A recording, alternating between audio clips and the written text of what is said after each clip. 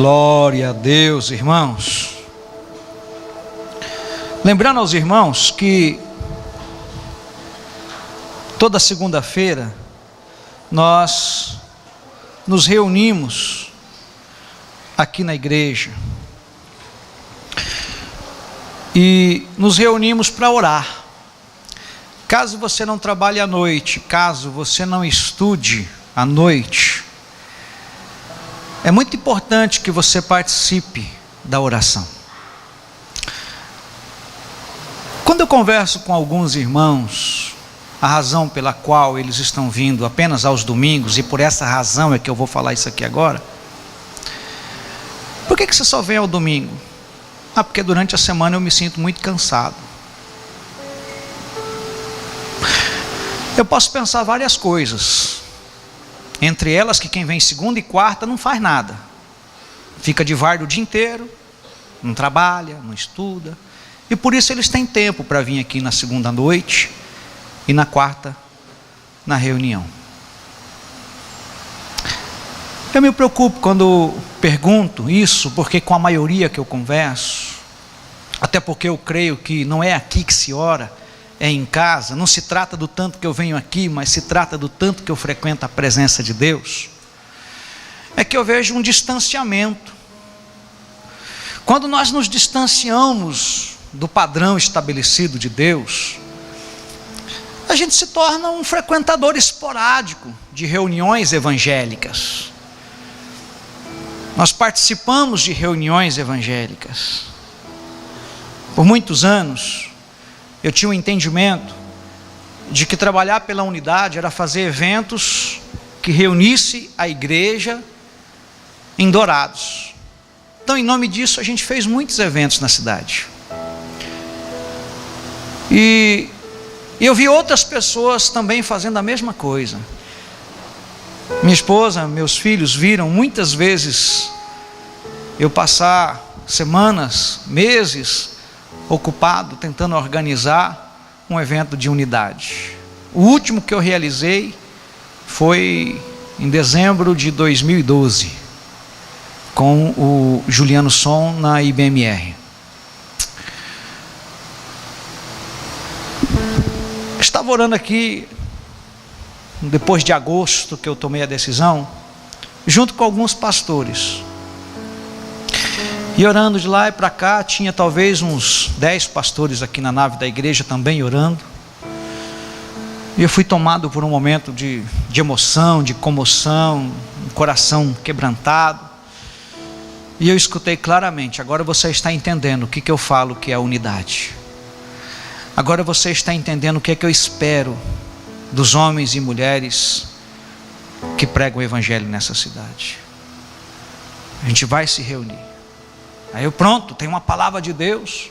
Ao mesmo tempo me senti frustrado por todas as coisas que eu fiz durante tantos anos. Foi nesse momento que eu entendi um versículo que diz que a nossa obra vai ser provada pelo fogo. E ela vai ser queimada. E eu vi muita coisa do que eu fiz ser queimado, virando palha. Como se não tivesse valido nada.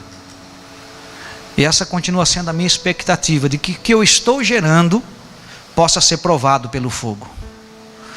Que o que eu estou gerando, ao passar pelo fogo, saia do outro lado purificado.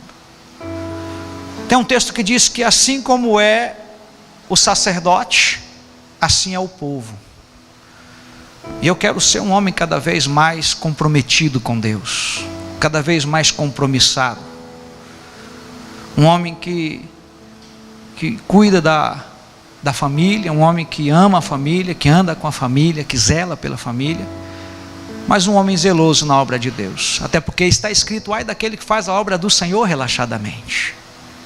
O problema é que a ausência de oração, a ausência da palavra de Deus, que edifica dentro de nós, que cria as nossas estruturas espirituais, a oração em línguas, que é a edificação dentro de você, a oração, aquele momento que você conversa com Deus.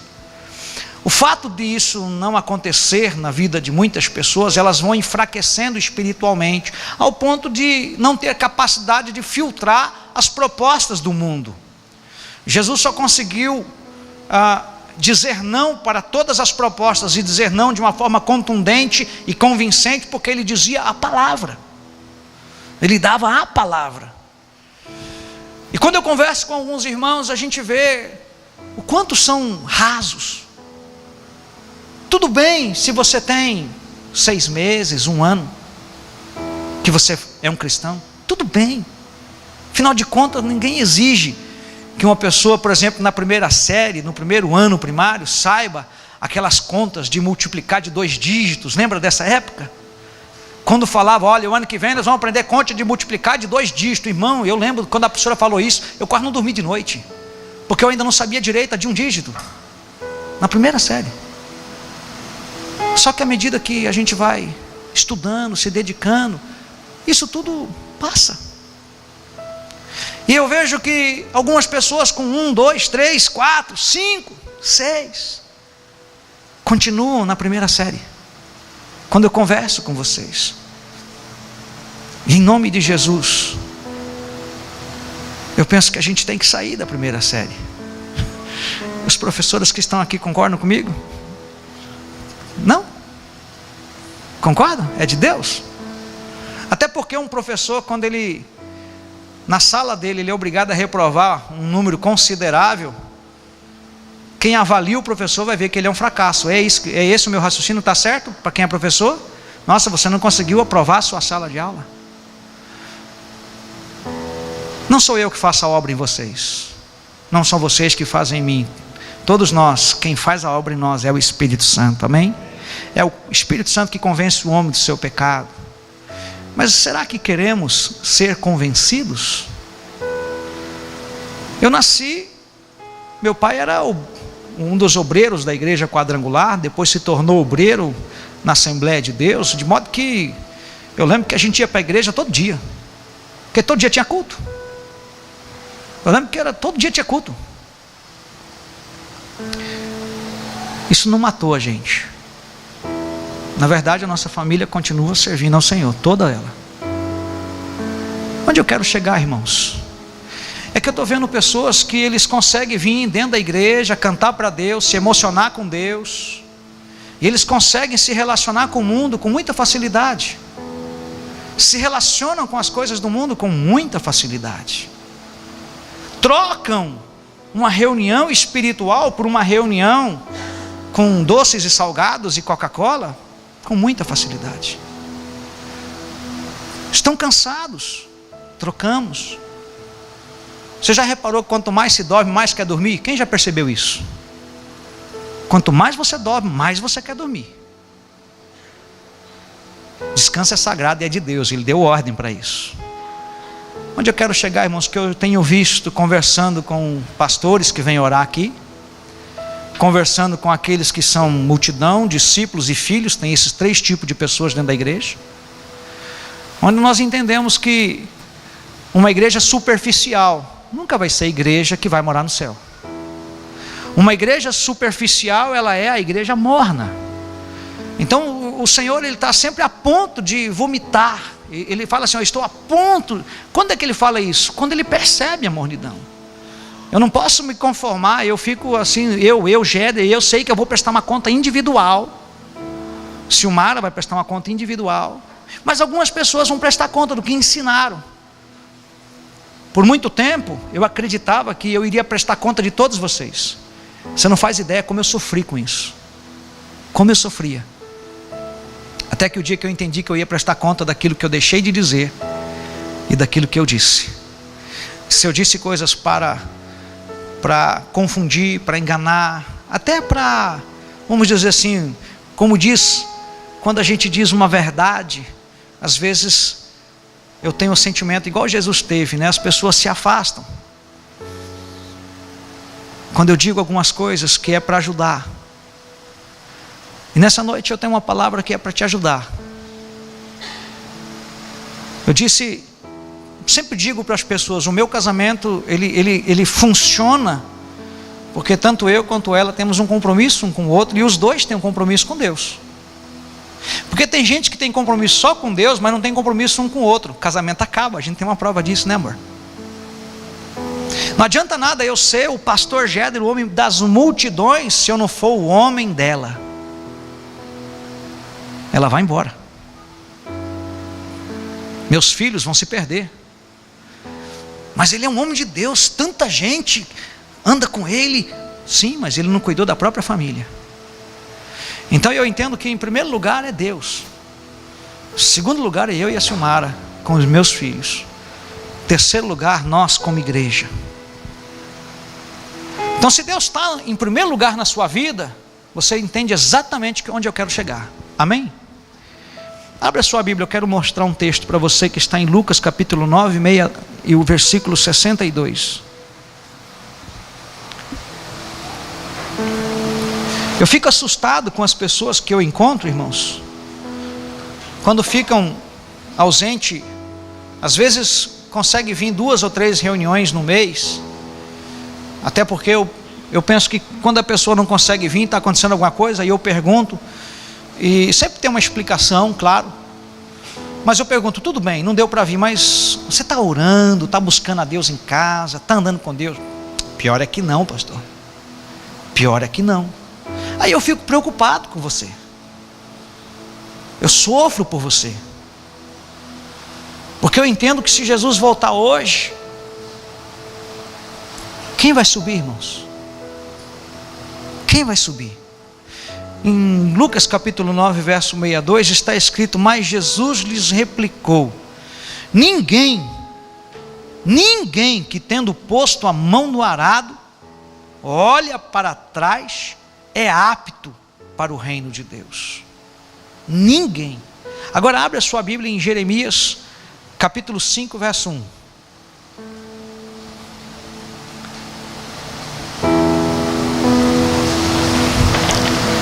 Dai voltas às ruas de Jerusalém, vede agora, procurai saber, buscai pelas suas praças, a ver se achais alguém, se há um homem que pratique a justiça ou busque a verdade, e eu lhe perdoarei a ela.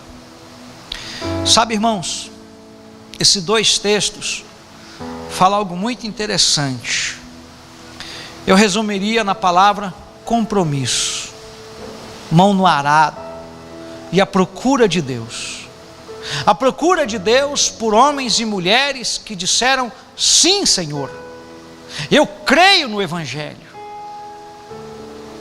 eu creio que o Senhor se entregou por mim. E agora me lembro que o pastor Geraldo estava pregando aqui, ele falou que não está escrito na Bíblia para aceitar Jesus.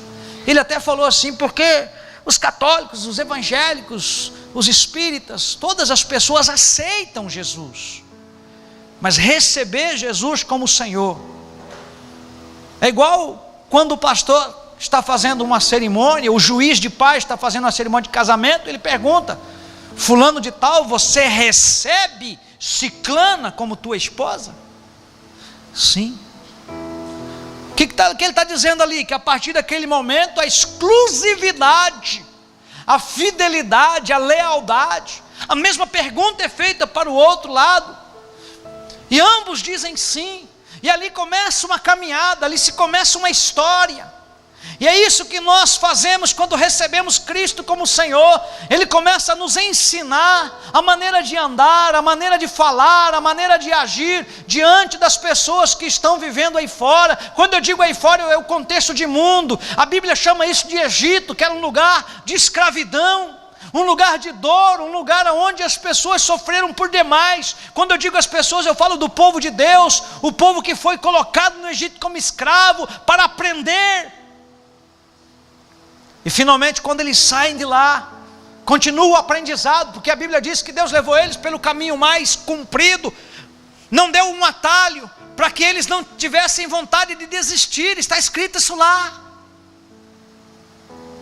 Porque a superficialidade da fé, meu irmão, não vai te colocar no céu.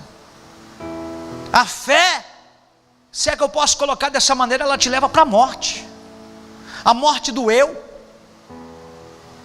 a morte das suas vontades.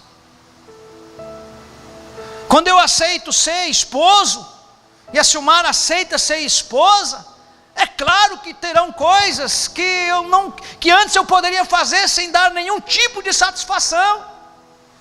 A mesma coisa a ela. E essa fidelidade, esse compromisso, que muitos não querem ter hoje, por isso que casamento se acaba, é que quando o Senhor, eu estou falando do casamento porque a Bíblia diz em Efésios que sobre um paralelo de Cristo com a noiva, que é a igreja, e o marido com a esposa, para que nós tenhamos um entendimento, uma linguagem que se encaixe da maneira que nós possamos entender de forma que não haja dúvida. Agora, a gente não quer compromisso. A maioria das pessoas não quer compromisso. Começa a pensar no contexto profissional. Você consegue um trabalhador, ele tem sempre argumentos para não ir trabalhar, deixa sempre a desejar. Aqui tem alguns patrões, eles entendem bem o que eu estou dizendo, a mão de obra especializada, porque o cara não quer se especializar. Esses tempos atrás eu li um artigo, que fizeram um curso para assentar piso, não tinha homem para fazer, só mulher, porque dá trabalho, é detalhe, é fazer bem feitinho. Diz de um modo geral que a sociedade não quer compromisso. A gente hoje foi para as ruas, show corrupção. Só que muitas vezes nós é que fazemos tantas coisas erradas. Nunca me esqueço do cara que ligou para mim, um pastor. Ei, você mora na divisa do Paraguai, né? Você vai vir para o congresso da igreja? Vou. Traz um Sky Gato para mim. Você tem certeza que você quer um Sky Gato? Claro, cara, está todo mundo tendo, não dá para ficar pagando esse negócio não. Falei, rapaz, mas quem sou eu, né? Era um diretor, ele estava acima de mim. Lembra de quem eu estou falando? Estava acima de mim. Falei, bom, eu vou ver lá e te digo quanto que é. Fui lá e comprei o Sky Gato. Fui entregar para ele em Curitiba. Uau, pensa na euforia, irmão. Eu falei, você tem certeza que você quer isso? Não consigo entender isso, igreja. E eu deixei clara a minha indignação para ele na época. Outro dia, eu fui numa construção, já faz tempo isso, tem 15 anos. Mas você vai entender. Eu gostava daquele cara, dinâmico, ajudava a construir a igreja. 6 horas da manhã ele estava na igreja orando. Nossa, é um cara que eu vou andar, eu quero andar com um cara assim. Aí ele começou a construir, e eu fui lá para dar uma força, fui lá para ajudar. E aí ele me mostrou que para que a água não subisse muito por conta da construção, tinha um esquema. Aí ele foi lá e mostrou para mim, você tira lá o teu, abre aqui, ó, desmendou o negócio, pegou um graveto, colocou dentro, parafusou de volta, não mexeu no lacre. Irmão, daí ele esguinchava a água assim, ó. O ponteirinho andava assim, ó, em slow motion. Você já viu quando você liga a torneira em casa, não faz assim? O ponteirinho andava no slow motion, devagarinho. Ele estava me ensinando a adulterar o controle da água. Meu amigo, pregador do evangelho. São só 2 casos que eu estou mostrando, de tantos que eu conheço.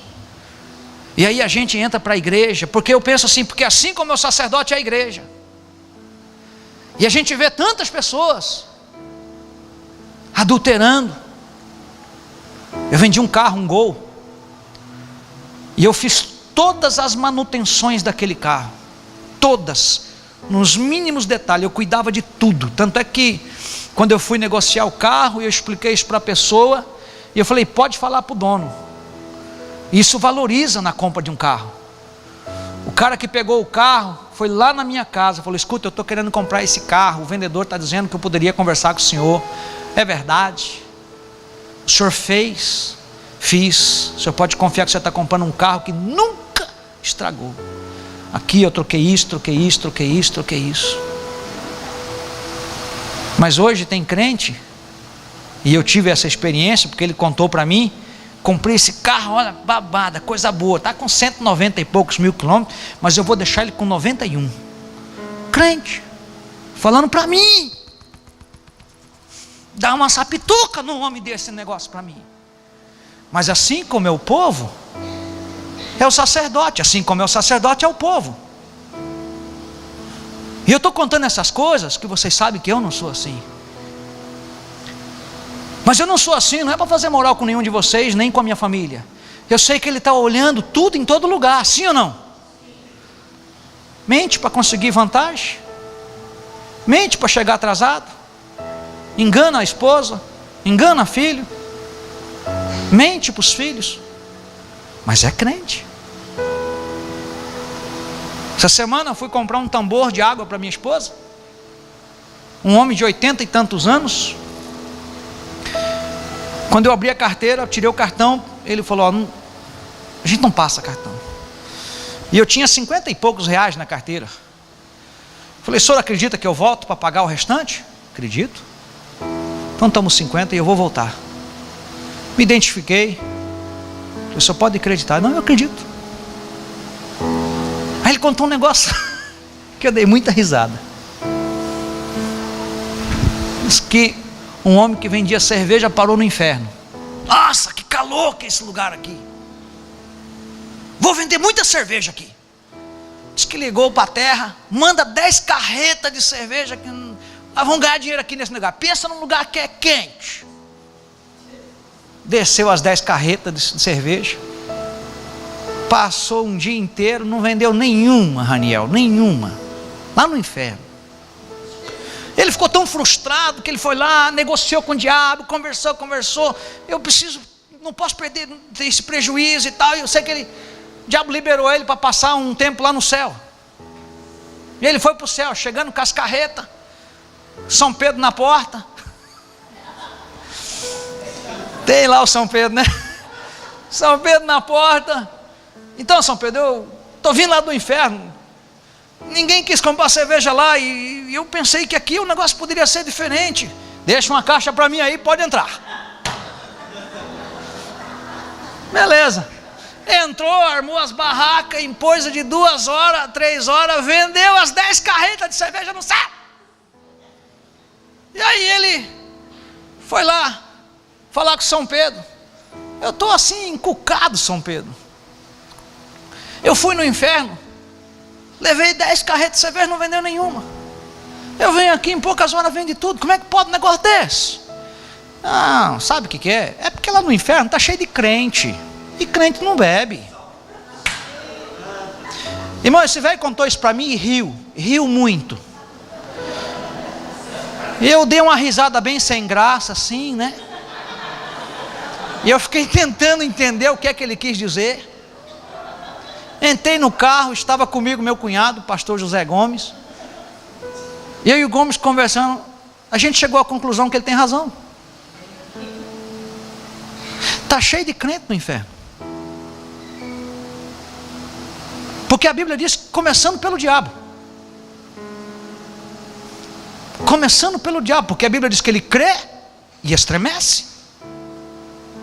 Crê e estremece, então ele é crente. Ele sabe quem é Jesus. Estão noticiando agora aí que tem uma nova novela, Babilônia. Você que é crente não pode perder, de segunda a sábado na Rede Globo. Crentaiada vai vir em peso. Os crentes. Diz que vai ter lésbica de 80 anos, vai ter cafetina, vai ter de tudo. Me perdoe a ironia. A ideia, não perdoe não, porque a ideia não é ofender ninguém. Apesar que eu acredito que aqui não tem quem assista novela. Aleluia, Jesus, o Senhor escutou, meu Pai. Porque, irmãos, como é que eu digo que eu tenho compromisso com a Silmara? E eu saio ali, irmão, para brincar com a irmã alheia. Como? Que eu digo que eu tenho um compromisso com Deus que é santo, e que conhece as minhas fraquezas, e quando eu estou fraco é que eu estou forte. Por quê? Porque eu ando com Ele. Eu tenho que ter compromisso. A igreja precisa ter compromisso. Cansado, doente. Eu não sei você, mas eu sempre gosto de ouvir o testemunho daqueles crentes que vai parar no hospital, fica internado, geme de dor, tudo, e ele fala quando você vai visitar ele: mas Deus tem um propósito para eu estar aqui, pastor, é que Ele quer me usar aqui para ganhar médico e um monte de doente. Aí as enfermeiras contam: desde que ele chegou aqui, todas as vezes que ele pode andar devagarinho, ele vai de leito em leito, faz oração e prega para as pessoas. Tem propósito de estar doente. Eu não vou crer num negócio desse. Agora tem crente que vai parar no hospital: ai, Deus não me quer, Deus não me ama, não se importa comigo, olha onde eu vim parar, que mal que eu fiz para Deus. Está vivendo uma desgrama no casamento, uma perseguição, uma situação difícil, e que eu fiz para Deus para merecer uma vida dessa? Quem já ouviu um negócio desse? Tem uns ignorantes que chegam até a dizer: não pode, eu devo ter tacado pedra na cruz. Quem já ouviu um negócio desse? Esses absurdos que a gente escuta por aí. As pessoas não sabem mais entender. Estava falando para o meu filho outro dia sobre santo e profano. As coisas vão ficando tão, muito parecida. Hoje eles chegam a dizer que é família. Eu não posso entrar nessa parte não. Se eu entrar nessa parte eu vou esculhambar minha pregação. Deixa para lá. Você sabe o que eu ia dizer, né? Então vou ficar só na parte séria.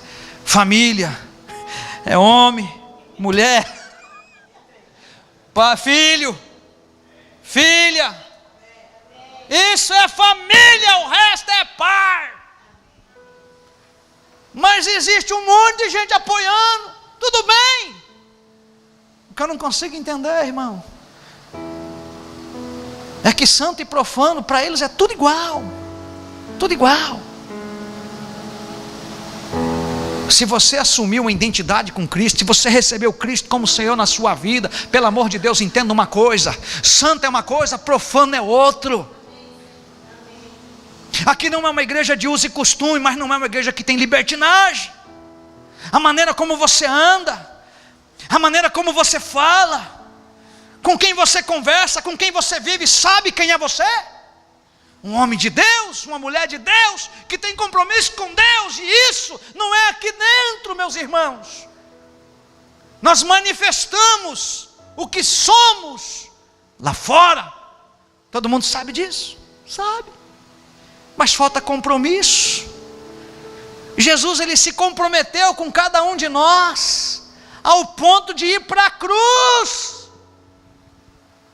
Tem gente que diz que ele titubeou. Não, meu irmão, havia uma intimidade quando ele para e ora: Pai, se for possível, passa de mim esse cálice,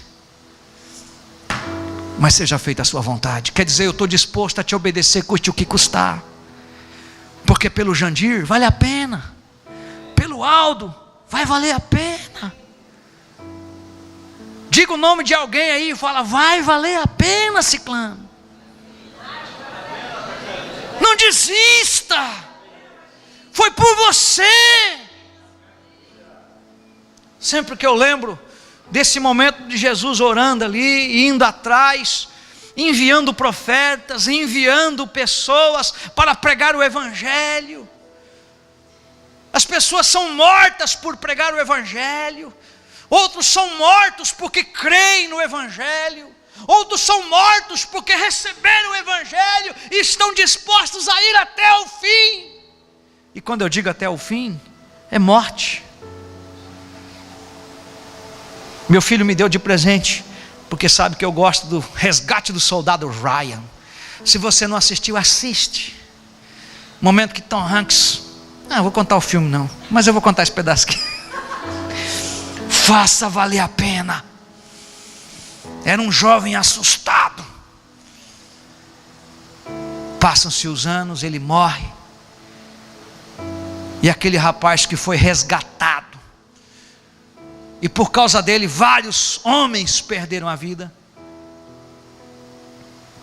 Ele está diante do túmulo do Tom Hanks, no caso o artista lá, né? Ele diz: eu me esforcei, eu fiz, porque sabe que aquele homem que estava enterrado ali perdeu a vida por ele e tantos outros. Aí mostra, isso é família, irmãos. Aí mostra ele e por trás a esposa, os filhos com as noras, os netos. Quem já viu essa cena? Quem já viu isso que eu estou falando? Irmão, eu já vi umas 10 vezes esse filme. Eu choro todas elas, porque não é do filme que eu lembro. Eu lembro do meu Senhor dizendo: faça valer a pena, meu filho. Foi por você. Foi por você. Eu chamo para conversar no meu gabinete: o que está acontecendo com você? Então, pastor, uma superficialidade. Vamos nos firmar cada vez mais, porque quem tem compromisso com o Senhor, meu irmão, ele expressa. Você não vai sair falando por aí, não é esta a proposta de Deus para a igreja. Você vai sair vivendo o Cristo. Tem muita gente falando. Há muitos anos atrás falaram para mim que filho não escuta gritos, filhos imitam. Eu não grito com os meus filhos, mas eu vivo de maneira que eles possam me imitar. Na minha casa, a maneira como eu falo com a mãe deles, a maneira como eu falo com eles, a maneira como eu trato meus pais, a maneira como eu trato cada um de vocês, a maneira como eu trato os indigentes que eu digo andarilhos, pessoas que não podem oferecer nada, muito pelo contrário, ela precisa ser ajudada. A maneira como eu trato. Hoje a gente vê filhos de papai tocando fogo em morador de rua. Quais são as características de alguém que tem compromisso com Deus? Quais são as características daquele que eles vão além de frequentar o auditório onde se fala do Evangelho? Quais são as características? Eu queria enumerar algumas nessa noite. A primeira delas, que não há como você ser um cristão sem oração. Você pode ser um religioso, frequentador, falar de Deus, se arrepiar com hinos, mas a oração é que demonstra a sua identidade. É a oração que faz com que você de fato seja filho e não a multidão, porque a multidão só ia atrás para receber. Na oração é quando você entrega, é quando você pede, é quando você recebe dele a vida. Há uma expressão que chama Zoe, que é ele em você, vida de Deus em você. E a oração faz com que você tenha isso, e você começa a se tornar semelhante a Jesus. Porque quando você ora, você troca o trono. Quando você ora, você abre, né? No meu tempo quando eu comecei a pastorear, falava muito de abrir as janelas dos céus. Ah, pastor, o que abre a janela do céu é os dízimos, pastor. Não. O que abre janela do céu é um coração quebrantado, é um coração que ora, é isso que abre janela de céu. Porque se fosse dinheiro, dízimo, que seja lá o que você for, de coisas não abre. Coisas não abrem porta de céu, janela de céu. O que abre o céu para você, o céu se abre para você, é o seu coração sincero e quebrantado na presença de Deus. Então ore mais. Ore sentado, andando, dirigindo. Ficou sem sono, ore. Está parado em algum lugar esperando, ore. Seja um homem de oração, seja uma mulher de oração, seja uma igreja que se comunica com o seu Senhor. Aleluia. A oração vai fazer com que Deus se mova a seu favor, porque Ele conhece quem ora. Deixa eu falar um negócio sério que a religião criou. Vamos desfazer? Deus não conhece frequentadores de templos. Deus não conhece frequentadores de igrejas. Deus não conhece visitantes de igreja. O pessoal diz para mim assim, já pararam de dizer, porque já faz tempo que eu falo isso. Qualquer hora eu vou fazer uma visita lá na sua igreja. Não vai não, meu irmão. Você tem igreja, não tem? Então não, mas é bom fazer uma... Não vai não. Eu recuso. Porque quem fica de igreja em igreja, meu irmão, ainda não tem uma identidade no céu. Fica de auditório em auditório. Eu gosto dos hinos da Assembleia, gosto dos hinos lá da Batista, gosto lá da Sara Nossa Terra, gosto lá do Ouvir e Crer. Mas qual que é a sua, irmão? É igual o homem que gosta de 50 mulheres. Cada semana ele pega uma. E mulher, e vice-versa. Funciona? Não. Mas queremos que Deus receba. Não, Deus é Deus em todo lugar. Verdade. Todos os caminhos levam a Deus. Mentira. Só tem um caminho que leva a Deus. Ele é estreito. Ele é estreito. Não é largo não, meu irmão. Característica de alguém que tem compromisso com Deus. Número 1, oração. Você pode repetir? Oração. Bate a mão no peito e diga: eu tenho que orar mais.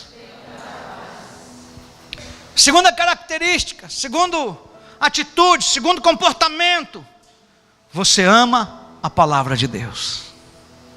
Alguém pode dizer amém? Amém. Você ama a palavra de Deus. Você tem compromisso com a palavra de Deus, de estudar ela, de meditar ela, de guardar ela, de amar ela, de praticar ela e de semear ela. E eu não tenho tempo, mas tudo isso aqui tem versículo. Semear a palavra de Deus, praticar a palavra de Deus, amar a palavra de Deus, guardar a palavra de Deus no coração. Inclusive, essa é boa para dizer para você: guardei a tua palavra no meu coração. Vocês sabem das coisas. Pastor, eu não consigo sair desse pecado. A palavra não está lá dentro. Pastor, eu oro, leio a Bíblia todo dia, mas esse pecado está sempre comigo. Quando eu vejo, eu caio, pastor. Conhece aquele versículo: a demônio que só sai com jejum e oração? Está dentro de você, jejum e ora, que o capeta vai sair. Nossa, pastor, ué, irmão, o diabo coloca sempre lá o prato diante de você. Ele sempre apresenta aquele prato de tentação diante de você. Eu não resisto. Quando eu vi, eu peguei. Quando eu vi, já foi. Depois, pastor, dá uma dor na consciência, dá um remorso. Deixa eu falar um negócio para você: remorso vai te levar para o enforcamento. Porque foi o que Judas teve, remorso. Ele foi enforcado porque teve remorso. E está cheio de crente tendo remorso. Muita gente chora, e chora, e chora. Ei, chorar não é atitude. Depois do choro, e se no choro você tomou uma decisão, se sustente na decisão quando o choro for embora. Amém? Se sustente, caminhe nessa decisão. Quanto mais você se entrega à palavra de Deus, de estudar ela, de meditar ela vai criando dentro de você uma capacidade de filtrar tantas influências mundanas, de religiões, de filosofias. Uma pessoa que eu conheço começou a pregar psicologia no púlpito, um monte de gente foi embora. O púlpito não é lugar de psicologia, o púlpito é lugar da palavra de Deus. Alguém pode dizer amém? É a palavra de Deus que sustenta uma vida cristã. É a palavra de Deus que sustenta uma igreja. Não é o entretenimento, não é a diversão. O que vai sustentar você até o fim se chama a palavra de Deus. Conhecereis a verdade e a verdade vos libertará. E essa verdade, quanto mais eu me entrego a ela, então eu oro, e eu tenho o compromisso de estudar a palavra, de meditar na palavra, de guardar a palavra, de praticar a palavra. Tiago capítulo 1, verso 22. Sede, pois, praticantes da palavra, e não apenas ouvintes. Gosto tanto, já falaram para mim diversas vezes, toda a glória ao Senhor, mas eu entendo que a pessoa quer dizer: gosto tanto de lhe ouvir. E eu comecei a perguntar, parar de falar. Tá, depois que você me ouve, o que muda? Um coração, a Bíblia diz que o homem é provado pelos louvores que recebe. Se você gosta de bajulação, se você gosta que as pessoas te elogiem, todo mundo gosta, é bom, é gostoso, é legal, mas cuidado. Falava isso essa semana para a pastora. Lembra desse assunto? O que sustenta você não é uma mentira que afaga o seu ego. mas uma verdade que mata o seu ego. Essa verdade te colocará na eternidade. Alguém me entendeu? Terceira característica de uma pessoa que tem compromisso, de uma pessoa que ora, de uma pessoa que ama a palavra de Deus. Ela sabe que o reino de Deus não é esse salão aqui. O reino de Deus está em vocês. E quanto mais você é do reino, quanto mais você tem o reino, quanto mais você tem, mais você dá. E quanto mais você dá, mais você tem. O reino de Deus em você. Aí o que é isso, pastor? Justiça. Atos de justiça é o reino de Deus manifestado. O que é isso, pastor? Cuidar do órfão, da viúva, do andarilho, do mendigo, sustentar o fraco, levantar o caído, atender o hospital, ser hospitaleiro, dar de comer, servir família, ajudar quem não merece. Eu faço muita coisa por quem não merece. Minha esposa sabe do que eu estou falando. Eu atendo muita gente que na ótica de muitos outros que me amam, acha que não merece. Mas se eu deixar de fazer, eu me torno igual a eles. A gente parece até bobo, né, pastora? Bem bobo. Eu falo isso porque ela escreveu esses dias, todo mundo viu, né? Deixa de ser bobo. Só que você e eu precisamos entender algo. A Bíblia diz assim, ó. É muito fácil eu amar a Cleide, irmãos, porque a Cleide está há mais de 10 anos já na Cleide. É muito fácil eu amar a Cleide, irmão. Ela me ama. Ama a minha família. Já foi até mãe dos meus filhos. Cuidou da minha casa. Cuida da minha mulher, graças a Deus. Quando a minha mulher fica destrambelhada, meu irmão, olha quem puxou. É verdade. Tem alguém. Onde eu quero chegar? É que tem muito crente que acha que vir aqui já é crente. Lembra da piadinha do cervejeiro lá? Está cheio de crente no inferno. Essa piada, a versão séria dela é assim, ó: o inferno está cheio de boas intenções. Essa é a versão dessa piada. Está cheio de boas intenções lá. Porque ser um cristão é manifestar o reino lá fora. Tem uma multidão de pessoas lá fora. Eu apoio todo mundo que quer abrir uma igreja, irmãos. Abrir uma igreja, na verdade, claro, eu tenho que corrigir isso. Não é abrir não, peraí. Tem alguém que ama as pessoas, que ama vidas. Ele já faz isso sem ser pastor de igreja. Ele já serve. John Maxwell, ele diz que o líder não é quem recebeu o cargo. O líder é aquele que as pessoas escutam. O líder é aqueles que as pessoas olham para ele e se inspiram nele. Irmãos, eu não entendo muito bem essas coisas, mas eu fui pregar uma igreja, minha primeira pregação era: espera no Senhor, confia nele e o mais ele tudo fará. Foi a primeira vez que eu preguei na vida. E tem um outro texto que eu usei, o Salmo 40: esperei com paciência no Senhor, Ele se inclinou para mim, ouviu o meu clamor. Na verdade eu preguei sobre esperar no Senhor, sobre confiar nele, independente das circunstâncias. Foi a primeira vez que eu preguei num lugar que é do tamanho da sala que eu tenho hoje como gabinete. E devia ter umas 50 pessoas naquela sala, umas 50, sentados naqueles banquinhos dessa finurinha assim, ó, sem encosto. O guitarrista ficava do meu lado, irmãos, eu já comecei tendo terror ali. O guitarrista do meu lado, o contrabaixista do lado de cá, o tecladista do outro lado, que eram nós 4 aqui de frente assim, porque não tinha outro lugar para ficar. Eu já tinha que ficar ali, porque depois eu não tinha como eu entrar, porque entrava, o negócio ficava abarrotado de gente. E da janela ali tinha uns que ficavam para o lado de fora. Foi a primeira vez que eu preguei. Em menos de 3 meses eu era o pastor daquela igreja. Aconteceu tudo muito rápido. Tudo muito rápido. Aquele povo nunca tinha me visto. Por isso que eu sei que foi Deus que fez.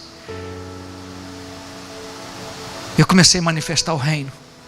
Comecei a servir a cidade. Eu nem sabia direito o que era isso, mas nós fomos os primeiros cristãos daquele lugar a abrir uma creche. Você lembra disso? Eu pedia comida nos mercados para levar para a creche. E as pessoas me davam, não era rete de comida não. Eles davam. As pessoas me davam as coisas. A gente começou a cuidar dos filhos das pessoas. atender o bairro. Dali a pouco já veio o prefeito da minha igreja, já queria fazer de mim Não, quando cuida das crianças, como chama aí, Irna? Conselheiro tutelar. Você vai ser o nosso conselheiro tutelar. Eu nem sabia que era isso, mas eu queria só servir a cidade, o meu bairro, cidade de Almirante Tamandaré. Assim você precisa ser. Tem um monte de gente esperando que você manifeste a glória de Deus, que você manifeste o reino de Deus, que você não ocupe a terra inutilmente, que você seja um cristão de verdade, que você não seja um mero frequentador de auditório, de igreja, de salão, de reuniões. Você pode me dizer amém? Amém. Buscai, pois, em primeiro lugar o seu reino e a sua justiça, e todas essas coisas vos serão acrescentadas. Significa isso que o meu caráter, a minha maneira de ser, é não mais vivo eu, mas Cristo vive em mim. E eu começo a manifestar Deus. Eu termino. Quando eu tenho compromisso com Deus, quando eu sou igreja, quando somos igreja, quando você é igreja, você tem compromisso com a família. Os homens podem dizer amém? Amém. Principalmente os homens que me escutam. Amém. Primeiro lugar, de um homem que tem compromisso com a família, ele é o sacerdote do lar, ele manifesta Deus na casa dele, ele traz paz para dentro da casa dele, ele não leva a confusão para lá, ele não é a confusão, ele não é o criador de problema, ele é aquele que resolve, que apazigua, é manso. Embora eu também não seja tão manso assim, mas eu estou em processo de construção. Aleluia. Você é o sacerdote do seu lar. Essa é a vontade de Deus. Você é o abençoador da sua família e familiares. Família para os casados. Escuta aqui alguém, para não haver confusão, vamos deixar bem claro isso. Família para os casados: sua esposa e seus filhos. Não é seu pai, não é sua mãe, não é seus irmãos. Família. Familiares para os casados: seu pai, sua mãe, sua sogra. São familiares, cunhado, cunhada, sogra, é tudo familiar, porque família minha não é o meu pai nem minha mãe, família minha se chama Silmara, Juan e Gabriele. Os homens que estão me ouvindo, estão entendidos? Não, eu discordo, pastor, por isso você vai ter problema, porque o dia que você preferir atender a sua família, do que dos seus familiares, do que atender a sua esposa, você vai estar começando a encerrar seu casamento. Fala para tua mulher que a comida da tua mãe é mais gostosa que a dela, para você ver, você está lascado. Vai comer lá, uai.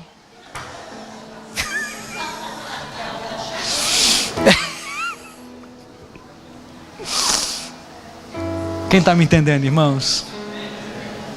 Você é o abençoador do seu lar.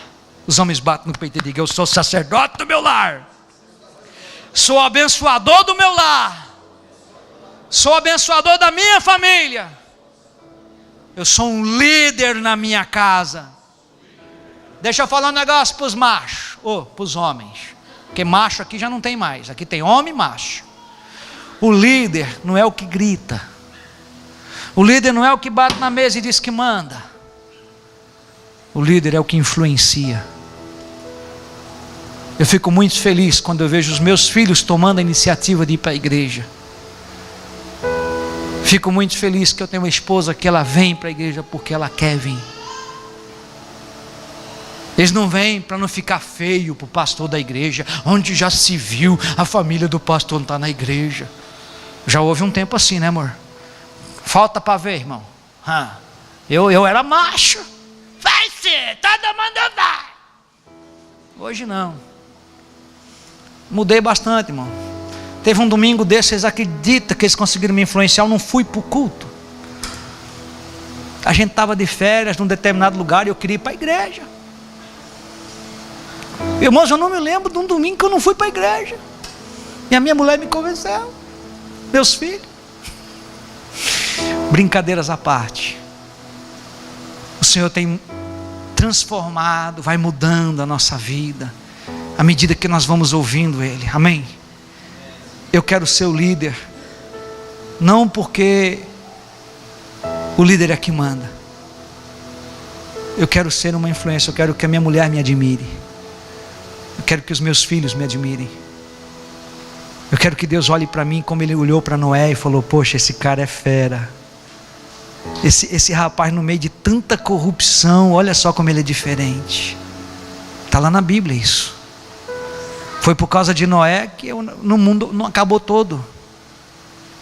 E eu mostro para você que sua família, seus familiares precisam ser sua prioridade. Ainda mais nos tempos de hoje, em que a família está sendo bombardeada com imoralidade, com violência. Antes você ouvia falar que um familiar abusou de uma criança, agora é o parente mais próximo, pai, irmão. A coisa está cada vez mais feia. Sabe por que não está pior? Por causa de você que é um homem de Deus e de você que é uma mulher de Deus. Existem muitos por aí. Compromisso com Deus, oração, palavra, reino de Deus e família. Se nós fôssemos, dissecar tudo isso, falaríamos dias a respeito disso. Mas retém essas 4 coisas. Se eu tenho compromisso com Deus, eu sou uma pessoa de oração. Se eu tenho compromisso com Deus, eu tenho compromisso com a palavra. Eu preciso entender, eu preciso conhecer. Ela entra em mim, ela transforma, ela muda meu jeito de ser e de pensar. Até porque ela de si mesma diz que ela é apta para ensinar. A Bíblia diz que eu preciso conhecer a palavra para saber explicar a razão da minha fé. Em nome de Jesus, igreja, não seja alguém que o teu compromisso seja assim, como eu dizia numa época em que meus pais me levavam para a igreja, e eu gostava quando eu estava lá, mas quando eu estava no meio dos meus colegas, na época eu estudava no Presidente Vargas, rapazinho ali na faixa dos 12, 13, 14, 15 anos, estudei ali. E aí as meninas e os meninos, a galera, aquela coisa toda ali, eu queria me enturmar, então vinha a garrafa de vinho, e vinha a cervejinha, e a gente no tuxe-tuxe, tinha, quem lembra do caramba? Vamos ver se tem gente velha aqui. Quem lembra do caramba? Sorveteria Caramba, era o point. Deixa eu ir mais lá atrás. Nelson de Araújo com a Marcelino Pires, a number 1. Não tem? O Raniel lembra?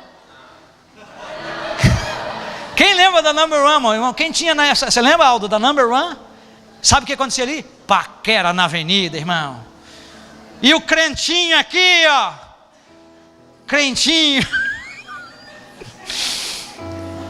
Até 5 da tarde eu estava lá, mas eu tinha que vir correndo para casa, porque meu pai falava: vamos para a igreja. E ai de não chegar, meu pai levantava assim. E eu glorifico a Deus hoje, porque meu pai, ele, enquanto estiver comigo, vai. Sabe, irmãos, o Senhor não vai resgatar, melhor dizendo, Ele não vai arrebatar. E está perto, viu, queridos? Ele não vai arrebatar um povo que é simpático à fé. Ele não vai arrebatar um povo que anda com Ele no emocional. Já viu? No emocional, a mulher, eu estou de TPM. Diz que TPM você tem que dar chocolate, bajular o tempo todo para elas ficar calminhas, Gozado que elas de TPM, elas vão trabalhar e fica docinha com o patrão, do jeitinho que é. Atende telefone, que é uma maravilha. Alô, consultório do doutor fulano? Você quer comprar alguma coisa? Eu vou mostrar para você. Mas chega em casa, irmãos, o cachorro sai, o marido já fica assim. Sem contar os homens, Os homens também. Onde eu quero chegar, irmãos, que o nosso humor altera. Eu tenho uma versão comigo que o capeta sabe para quem aparece. O cara só é macho, até aparecer alguém mais macho que ele. Já viu isso? Então o capeta usa quem se deixa ser usado. O Espírito Santo usa quem se deixa ser usado. Está uma turbulência, mas você é cheio do Espírito Santo. Você traz paz para o ambiente, porque você é homem de Deus. Os homens digam amém, pelo amor de Deus. O ambiente está terrível, mas você, minha irmã, trabalha, estuda naquele lugar onde está terrível, e você produz paz. A sua palavra é a palavra que produz paz, que produz um momento de, espera aí, na Bíblia tem um cara, estava uma confusão, apedreja, não apedreja, mata, não mata, arregaça, não arregaça, acaba com tudo, acaba com tudo, e o nome dele, Gamaliel. Estava um tumulto só, e Gamaliel não era aquele do deixa disso. Gente, deixa eu falar um negócio para vocês. Se esse negócio aí é de Deus, fique tranquilo, fazer o quê? Mas o que não é de Deus vai se acabar. Aí o povo parou, não foi assim, Wanda? O povo parou. Seja um Gamaliel, seja sábio, sereno. Tem gente que é desse jeito. O Gamaliel, ele é um apaziguador. O Barnabé é um que cuida. Tem os intempestivos como Pedro tem. Tem o Judas também? Tem. Tem os Caim, tem o Isabel, tem as Esther. Está tudo lá na Bíblia, os personagens, para ensinar a igreja de hoje a não errar com eles, mas se errou, lá também tem a solução. Lá tem o caminho.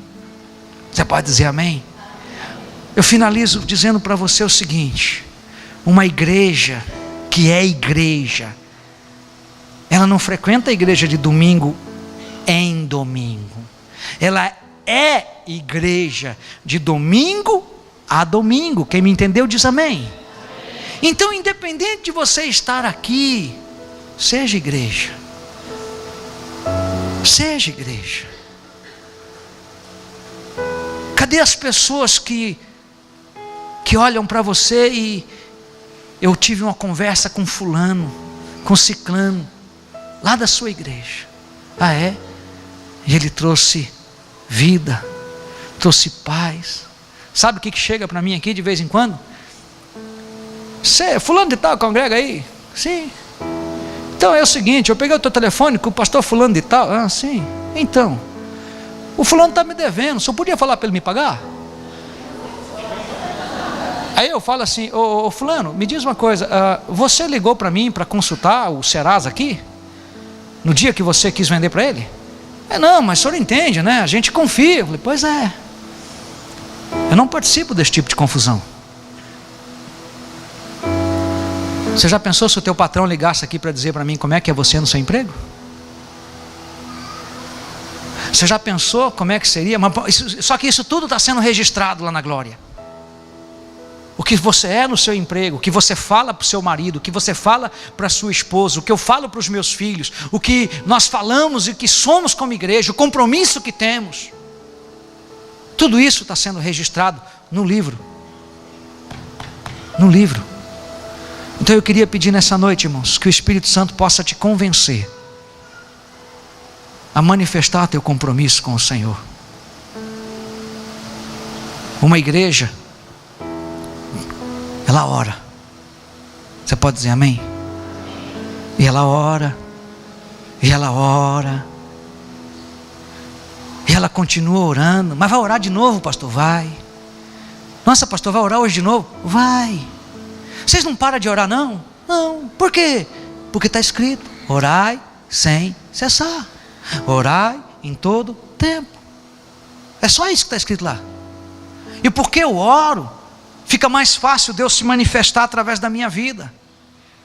Então não é que você não consegue fazer as coisas lá fora. Se você fizer, você vai ter que sustentar, porque tudo aquilo que você constrói, você vai ter que sustentar, você vai ter que bancar. Agora aquilo que Deus faz em você, Ele vai fazer através de você. E aí não é você que sustenta, é Ele, é Ele. E eu quero que aquilo que Ele tem feito na minha vida, está fazendo na sua, vai fazer na de outras pessoas, que vão olhar para você e vão ver o brilho do Espírito Santo nos teus olhos, e você não vai ser mais aquele que faz barganhas com o Senhor, mas você vai ser aquele que traz para Ele, você vai ser aquele que se entrega para Ele. Será que você pode dizer amém? Um compromisso com o Senhor, de estar com Ele, de andar com Ele, de manifestar o reino dEle, em nome de Jesus.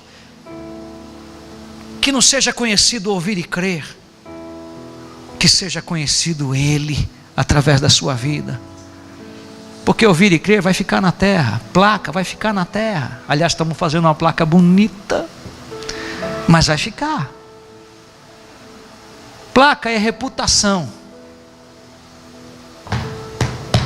A igreja que vai para o céu é o caráter. A igreja que vai ser arrebatada, a igreja que Ele conhece, já está com o nome lá no livro da vida. Fique em pé em nome de Jesus. A placa, os homens conhecem das igrejas dessa cidade, mas a igreja de Jesus, ela é conhecida lá no céu e lá no inferno. Lá no céu, porque o nosso nome já está lá, amém? Lá no inferno, porque tem um momento que vão expulsar demônio na Bíblia, e o capeta fala assim: ó, o Deus de Paulo, a gente conhece. Paulo, a gente conhece. Mas e vocês, quem são? Pastor, eu quero. Tudo que eu quero é ter compromisso com Deus. Tudo que eu preciso, eu creio nisso. Sabe, irmãos, nessa noite eu queria orar, que a unção de Deus venha sobre a tua vida, de tal maneira que você entende que depois que a gente sai daqui, é que a gente começa a ser igreja. Amém? Depois que nós saímos daqui, é que começamos a ser igreja. Eu quero ser uma igreja eficaz. Eu não quero ser uma igreja corrompida. Eu não quero pensar que sou. Eu quero ter convicção. Não porque eu sou perfeito, não porque eu ando certinho e isso me faz melhor do que você, de forma nenhuma, mas porque todos os dias nós alimentamos a nossa fé. Amém? Todos os dias nós manifestamos a nossa fé. Que você possa entrar debaixo dessa graça, começar o seu ministério. Como é que começa o ministério, pastor? Começa buscando ao Senhor lá no seu quarto. Começa buscando ao Senhor naquele tempo que você reserva para Ele. Eu não sei se o teu tempo melhor é de manhã, não sei se é de noite, de madrugada, mas todos nós podemos ofertar a Ele o nosso tempo. E aí Ele começa a construir em você, e esse compromisso vai sendo forjado. Esse anel, ele é um anel que representa uma aliança que já está aqui dentro. Vir aqui não faz de você um crente, ou melhor, até faz, mas o cristão, o Vando falou aqui quarta-feira, não quero mais ser evangélico. Evangélico não produz, o fruto tem que permanecer. Você já parou para avaliar quanto tempo você tem de cristão? Você já parou para avaliar seus frutos? Você já parou para perceber se tem pessoas que que olham para você e falam: eu quero ser igual a você. Sua fé me inspira, sua maneira de caminhar, você me ajuda. Eu quero mudar de vida. Um dia um cara olhou para mim, ele era muito prostituto, e ele foi na igreja que eu pastoreava lá embaixo. Ele parou na porta, olhou nos meus olhos, me catou pelos ombros e disse assim para mim: se Deus mudou a sua vida, Ele vai mudar a minha. Você me ajuda? Eu não sei o que aconteceu com ele, não posso dizer. Eu sei que hoje ele está morto, mas eu não sei se ele teve uma história com Deus. Não posso falar isso. Mas ele morreu. Um caminhão passou por cima dele.